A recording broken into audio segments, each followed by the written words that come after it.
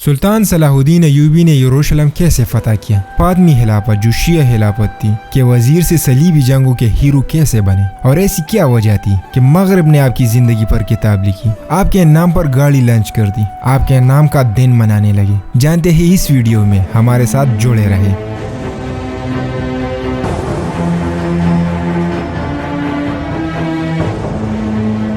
یروشلم کی فتح وہ 2 اکتوبر 1187 کی تاریخ اور جمعے کا دن تھا جب دنیا کے مذہبی دارالحکومت اور سب سے متنازع سمجھے جانے والے شہر یروشلم میں تقریباً 9 دہائیوں کے وقفے کے بعد سلطان صلاح الدین ایوبی کی قیادت میں ایک بار پھر مسلمانوں کی حکمرانی کا دور شروع ہوا تھا۔ شہر کی فصیلوں پر اسلامی پرچم لہرایا گیا تھا اور مذہبی مقامات سے مسیحیت کے علامات ہٹانے کا کام شروع کیا گیا تھا۔ یروشلم جنگ کے نتیجے میں نہیں بلکہ ایک محاصرے کے بعد شہر کے مسیحی منتظمین اور صلاح الدین ایوبی کے درمیان معاہدے کے نتیجے میں مسلمانوں کے حوالے کیا گیا تھا۔ شہر کا ہر باسی یعنی ہر باشندہ معاہدے میں طے کی گئی رقم ادا کرنے کے بعد آزادی سے کسی دوسرے مسیحی علاقے میں جا سکتا تھا۔ جو لوگ پہلے ہونے والے ممکنہ ظلم کا سوچ کر پریشان تھے اب وہ اس فکر میں تھے کہ اپنی آزادی خریدنے کے لیے پیسے کہاں سے لائے۔ 2 اکتوبر کے دن اور آنے والے کئی ہفتوں تک شہر سے لوگ رقم ادا کر کے جا رہے تھے، جو نہیں ادا کر سکتے تھے وہ مدد مانگ رہے تھے، اور ان میں سے ہزاروں کی مدد خود صلاح الدین ایوبی اور ان کے بھائی سیف الدین نے ذاتی طور پر ان کا تاوان ادا کر کے کی، اور بہت سے غربا کو شہر کے سابق مسیحی حکمران کی درخواست پر بغیر تاوان ادا کیے جانے دیا گیا۔ مورخ جانتن فلپس نے سلطان صلاح الدین کی زندگی پر اپنی کتاب the life and legend of Sultan Salahuddin Ayubi میں لکھا ہے کہ یروشلم کے مسیحی شہریوں کو کچھ ایسا دیکھنے کو نہیں ملا جس کی وہ توقع کر رہے تھے۔ مسلمانوں کے محاصرے کے دوران یروشلم کے خواتین نے اپنے بال کٹوا دیے تھے کہ وہ فاتح فوج یعنی صلاح الدین ایوبی کی سپاہیوں کی نظروں میں نہ آئے، لیکن فلپس لکھتے ہیں کہ فتح اور یروشلم پر قبضہ مکمل کرنے کا مرحلہ طے کرنے کے بعد سلطان صلاح الدین نے خاص طور پر عورتوں کے معاملے میں رحم دلی کا مظاہرہ کیا، جس کے لیے مشہور تھے۔ سوال ذہن میں اٹھتا ہے کہ ان کا یہ جذبہ سچا تھا؟ ایسا معلوم ہوتا ہے کہ ایسا ہی تھا۔ وہ ان کو فروخ کر سکتے تھے یا اپنے فوجیوں کے حوالے کر سکتے تھے، لیکن صلاح الدین ایوبی نے ایسا نہیں کیا بلکہ سب عورتوں کو باعزت جانے دیا۔ یروشلم کی فتح کے موقع پر سلطان صلاح الدین ایوبی نے ہر اس اندازے کو غلط ثابت کیا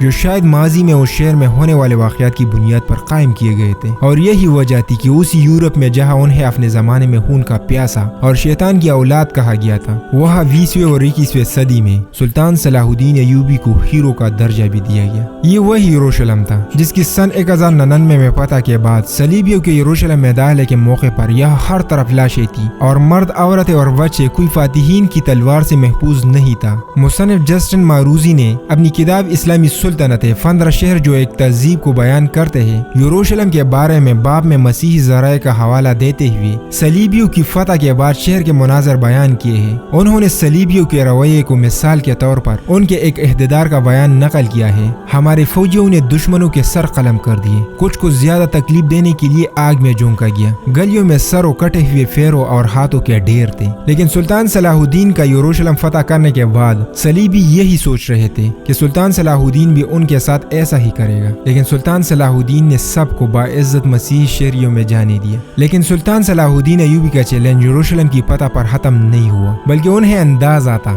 کہ اب مسیحی دنیا جس پر یروشلم جیسے مقدس شہر کے ہاتھ سے نکلنے کی خبر بجلی بن کر گر گئی ہوگی، وہ اب اس کو واپس حاصل کرنے کی کوشش کریں گے، اور ہوا بھی ایسا۔ سن 1187 میں یروشلم کی فتح سے تیسری صلیبی جنگ شروع ہوئی۔ اس صلیبی جنگ میں مغربی یورپ کے بڑے بڑے بادشاہ خود شریک ہوئے، اور یورپ ور سے لوگوں کو جنگ میں شرکت پر مائل کرنے کے لیے سلطان کی بدترین سے بدترین شبیہ پیش کی گئی۔ لیکن جنگ کے لیے آنے والے نہ صرف یروشلم حاصل کرنے میں ناکام رہے بلکہ سلطان کی ایک مختلف تصویر لے کر واپس گئے جو تمام تر پروپیگنڈے کے باوجود آج تک قائم ہے، اور یہی وجہ تھی کہ سلطان صلاح الدین ایوبی مغرب میں مقبول ہو گئے۔ BBC اردو سروس نے ناروے کے ایک ادارے ہاؤس آف لٹریچر سے رابطہ کیا۔ اس ادارے کی رکن اور سلطان صلاح الدین ڈے کی کیوریٹر ارشد لافگارڈ لاہن نے بتایا کہ اس خیال کا فیلی وارث ہر سن 2008 میں ناروے کے قومی شاعر ہنری ورگے لینڈ کی 200 سالہ تقریبات کے دوران کیا گیا تھا۔ انہوں نے بتایا کہ لینڈ وہ شاعر تھے جنہوں نے ناروے کے آئین میں اس ترمیم کو متعارف کروانے میں اہم کردار ادا کیا تھا جس کے بعد یہودیوں کو اس ملک میں آنے کی اجازت ملی تھی۔ ارشد لاہن نے بتایا کہ سن 2008 میں اس تقریب کے دوران ناروے کے ایک مصنف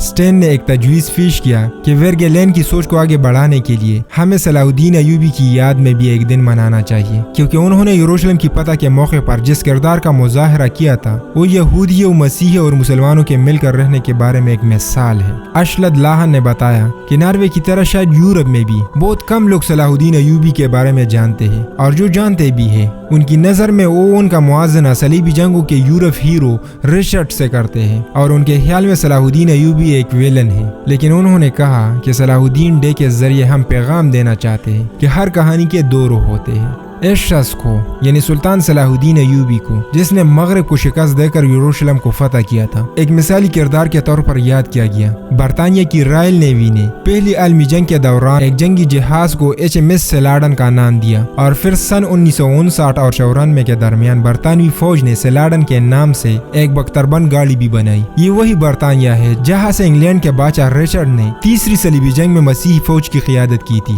سلطان صلاح الدین ایوبی کے اعزاز میں انگلینڈ کی فوجی بختربند گاڑی ملک کے نورفولک ٹینک میوزیم میں رکھی ہے۔ میوزیم سے رابطے پر انہوں نے تصدیق کی کہ اس بختربند گاڑی کا نام سیلاڈن سلطان صلاح الدین ایوبی کے نام پر ہی رکھا گیا ہے۔ جانتن فلپس لکھتے ہیں کہ میں کہوں گا کہ تاریخ میں کوئی اور ایسی مثال تلاش کرنا ناممکن ہے جس میں ایک شخص نے کسی قوم اور مذہب کے ماننے والے کو اتنی چوٹ پہنچائی ہو اور پھر بھی وہ ان میں مقبول ہو گیا ہو۔